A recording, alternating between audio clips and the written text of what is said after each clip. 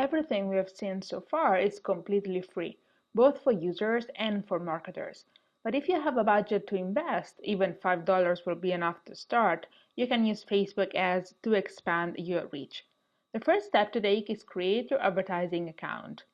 Basically, you need to set up your billing information and provide Facebook with a valid payment method. You can access your advertising account settings, and every account has a unique account ID, but you can also associate a name to it. Then simply fill in all other information, and if you are based in Europe, you'll also be asked to insert your VAT number.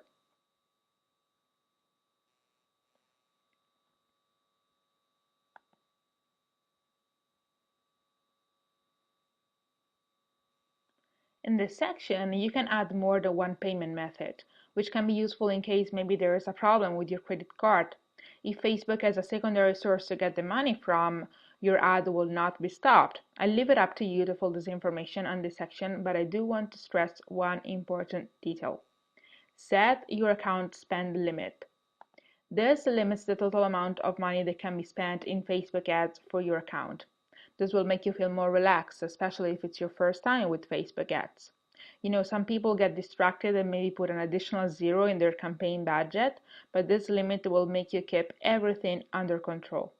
Each time the limit is reached, all of your accounts will be paused for at least 15 minutes. Okay, now it's time to create your first Facebook ads campaign. Just click on the Create Ad button.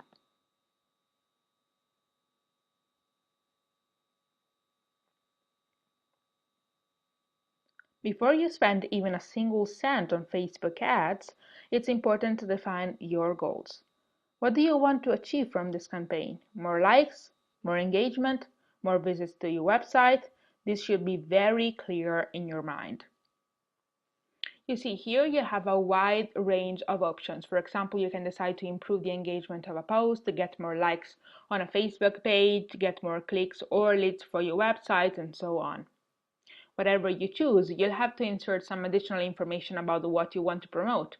If you want to get more visits to your website, you obviously need to indicate the link to your website. If you want to get more likes to your page, you need to specify what page exactly, and so on. Now, let's assume we want to promote one of our pages.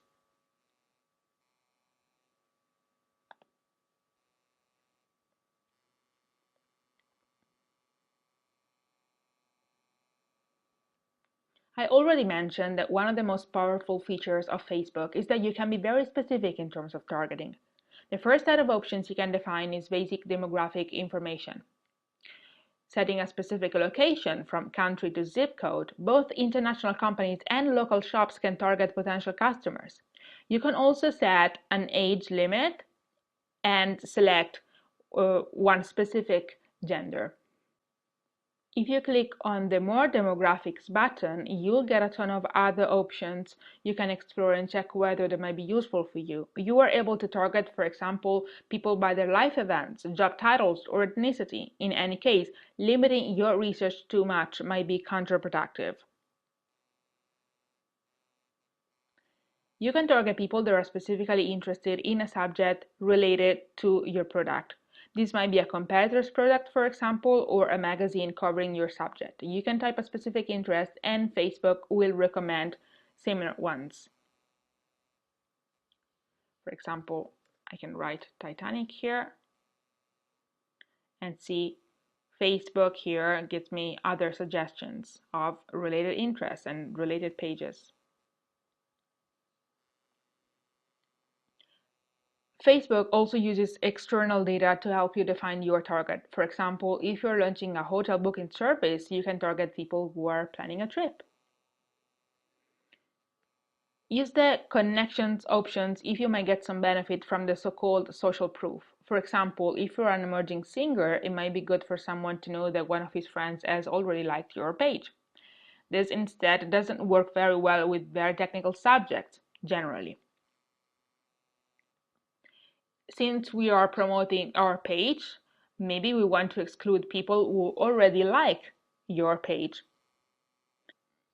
When it comes to budget, you can specify either a daily budget or a total budget. It's up to you. If you select total budget, Facebook will split it evenly across the campaign's lifetime. On the right, you can see the estimated daily reach of your ad based on your budget.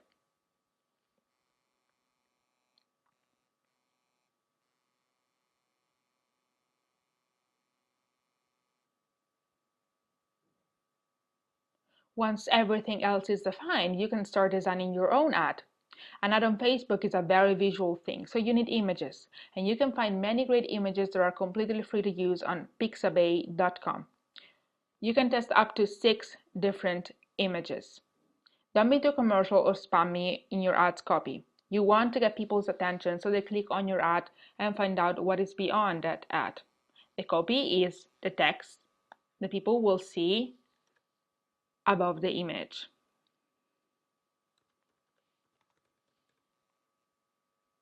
On the right, you can see the preview of your ad.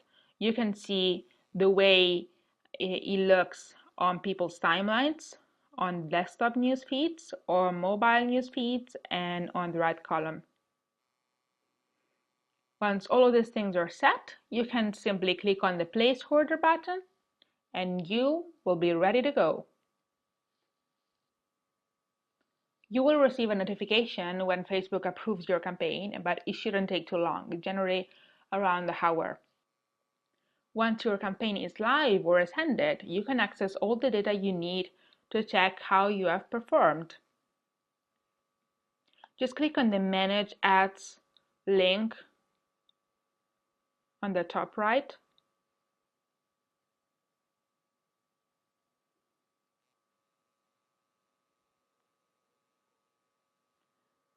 Select one of your campaigns.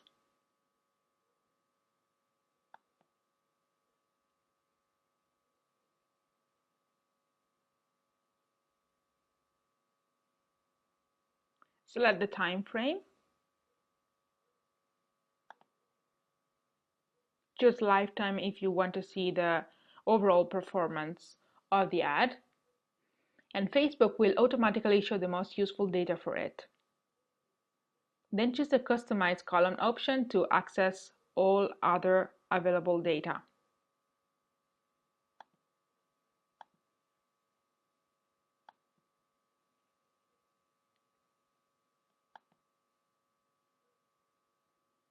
Specifying the breakdown, you will see how different groups you targeted responded to the ad. This information is useful to maybe change your Facebook targeting strategy. I know this might seem slightly overwhelming with all these numbers and statistics, but believe me, it's much easier if you actually do it. Practice makes perfect.